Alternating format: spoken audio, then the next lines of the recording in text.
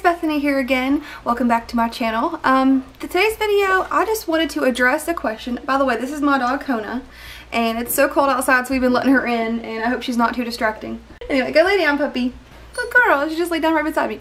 Ellie is down for her nap right now, and she should wake up any minute. So I'm going to try to hammer out this video as quick as I can without wasting too much time chatting about nonsense.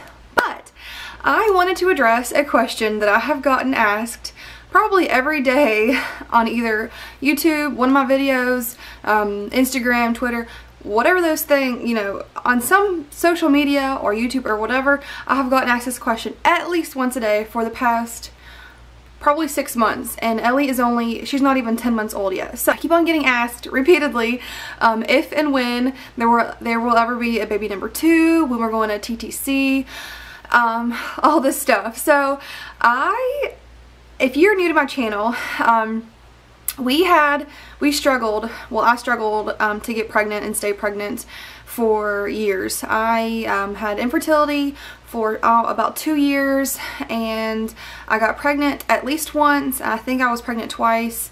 I miscarried my first baby at about, I think about 7 weeks, and then I never went to the doctor to have an ultrasound because my doctor required you to be 8 weeks pregnant before. My doctor at the time, I have since switched doctors, but my doctor at the time required you to be at least 8 weeks pregnant before she would see me. So I don't know exactly how far along I was. And then I think I had another chemical miscarriage about a year after that one, a chemical pregnancy, whatever you want to call it. Then it took me, I finally switched doctors, got a really good doctor. He's kind of like a specialist, a fertility specialist, and he did all these tests, an HSG on me, which stands for hysterosalpingogram, which means they shot dye through my fallopian tubes, and to see what my situation was, just kind of like get a baseline idea. And when he did that, he found both of my tubes were blocked, so he was like really surprised that I even got pregnant to begin with, and he was really surprised that those pregnancies did not result in a ectopic pregnancy, because usually when your tubes are blocked, the fertilized egg, if it gets fertilized, it can't go implant on your uterus. So he was surprised that they didn't implant on my tubes, but they didn't. So anyway, so we did one HSG then in his office, and they were both blocked. It was the most painful experience of my life, literally worse than labor and delivery contractions. Yeah, it was awful just because they were blocked, so it felt like I was getting stabbed with a knife in my vagina. But anyway, TMI, I know, but that's what it felt like. So then a few weeks later, he did a repeat HSG in the hospital, and he was able to unblock both of my tubes, and he was like, okay, everything's perfect. You know, everything was great with Matthew, and he gave us the clear to try again. He wrote me some prescriptions for Clomid, and I did Clomid a few rounds of Clomid, and I still didn't even get pregnant with the Clomid. And Matthew and I were starting to save money and thinking about doing IVF, and we had scheduled an IUI because my doctor wanted to just do at least one IUI before we went down the IVF route. So he scheduled an IUI for August of 2013, and I ended up getting pregnant in July of 2013. Matthew and I took a cycle off, and I got pregnant. So yes, the cliche of if you don't try, you'll get pregnant. So yeah, I hate to admit that, but that was true for me. But anyway, I was pregnant. I got pregnant with my beautiful baby girl. Super easy pregnancy until my 3rd trimester, when I got high blood pressure, borderline preeclamptic, all this fun stuff. Okay, back to the topic. That's a little background information for me. It took me years to get pregnant. It was awful, heartbreaking, huge stress, financially huge stress on my marriage and relationship, and my psychological well-being. It was just awful to go through, and I hope nobody has to go through it, but if you have gone through it, then you know what I'm talking about. So now that Ellie is almost a year old, everybody loves to ask me, oh, when's baby number 2 coming? When's baby number 2 coming? We don't know if there's going to be a baby number 2. Whenever we were struggling so bad with infertility and trying to get pregnant, I just prayed all the time, just, God, please let me just have one baby. I will never ask for anything else from you if I can just have one healthy baby. And I got her. So I feel like I don't want to go against you know, my deal or whatever you want to say with God. If he thinks that we should have another baby, great.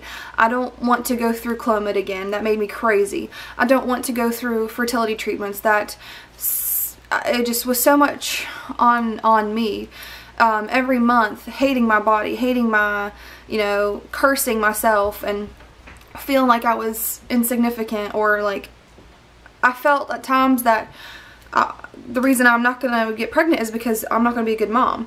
And I hated that feeling. And, you know, it was really, really, really hard to go through for years. Every month I convinced myself I was pregnant. Every month after, you know, after a failed cycle, it was like a roller coaster. At the end of my cycle, I'd be so down, but at the beginning of my cycle, I'd get myself psyched up. Oh, this is it. I'm going to be positive, you know, positive vibes to the universe. You know, I've been praying hard.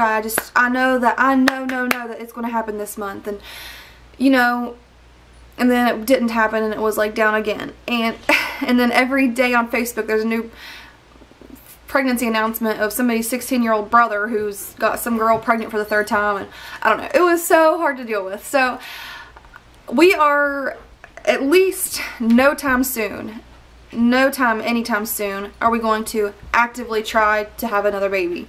Matthew and I are happy with our baby girl. I mean, even if we knew 100% that our next baby would be a boy, because we really, really, really wanted a boy, even if we knew that the next baby would be a boy, we still don't even know if we would go through it, because it was just so hard on us. And we already have a perfect baby girl, so how could I ask for anything more? You know what I mean? Plus, she put me through the ringer. It was a lot harder. It is a lot harder to be a mom than I was expecting. So, and I can't imagine, like whenever at the end of my pregnancy I went on bed rest. So if that happened again, God forbid, if I had to be put on bed rest again with another pregnancy, what happens with Ellie? You know, I'll have a toddler.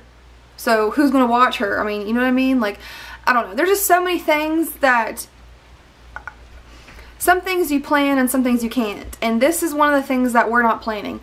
You know, we are happy as a family of 3 right now. I actually have birth control preventing, you know, have the next put on in my arm, which is supposed to be good for 3 years. So I still have like 2 years left of that. And I mean, it's just hard to think about putting myself through that again, you know, and then losing the babies, or at least 1, maybe 2 babies, I don't know. That was just so hard, and I don't know. I don't know if I'm a strong enough person to put myself through infertility, through treatments, through the works again right now. You know, in a year, and even in 6 months that could change. In a year, 2 years, who knows? But right now, I'm just so happy, so thankful, so just over the moon, ecstatic with our baby girl that we have. She is the light of our lives. Like, she is everything to us. I mean, and we're just really happy and blessed with her right now. So anyway, guys, I hope that answered your question. I know I went off on a tangent. I don't even know how long this video is. Hopefully it's not 1,000,000 minutes long. But if y'all have any questions about, you know, my infertility experience, my Clomid experience, my HSG that I went through, or if you have any questions about just anything at all like that, please let me know, because whenever I was going through infertility treatments and stuff, I felt like I was so alone, because all of my family, friends, every single person I knew, literally every single person that I knew got pregnant the first time that they tried. So I don't know. And it was, you know, not even one person had to try for 2 months. Every single person that I knew that tried to get pregnant got pregnant that month. So I literally had no one to relate to. So, you know, I felt like I was so alone. And please, if you're going through it, know that you're not alone. Please message me. I will help you as I can. You know, I'll at least talk to you and listen to you. And anyway, I hope if y'all have any questions, please leave them down below, or message me if you don't feel comfortable leaving them publicly. And I will see you guys in my next video. Talk to y'all later. Bye!